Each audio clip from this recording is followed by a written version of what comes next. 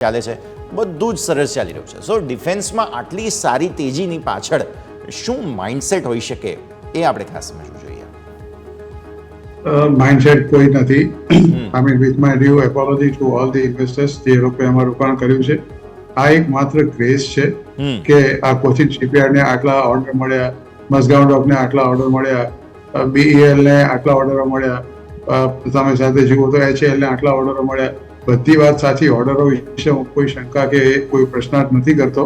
પ્રશ્નાર્થ માત્ર એટલો જ કરું છું કે ઓર્ડર મળ્યો એનો અર્થ એવો નથી કે ઓર્ડર મળ્યો, ઓર્ડર એક્ઝિક્યુટ થઈ ગયો, એના પૈસા કંપનીને મળી ગયા અને કંપનીએ પ્રોફિટ કમાઈ લીધું. આ એક બહુ લાંબી મંજિલ છે. એક ઓર્ડર મળ્યા પછી એને એક્ઝિક્યુશન કરવામાં, કારણ કંપનીની કેપેસિટી લિમિટેડ હોય છે, એટલું જલ્દી એક્સપાન્શન કંપની કરી નથી શકતી.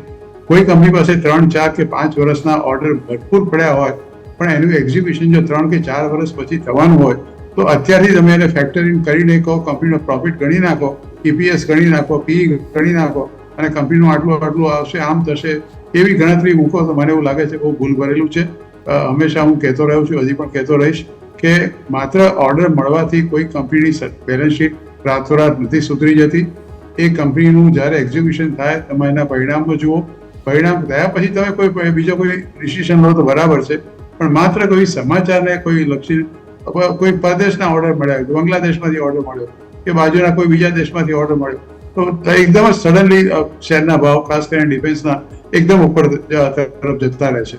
એટલે પ્રોફિટેબિલિટી ખરેખર આ કંપનીઓને એમાં કેટલી છે અને કેટલી હદ સુધી એ લોકોને એક્ઝિક્યુટ કરી શકવાના છે એ જાણવું બહુ જ જરૂરી છે.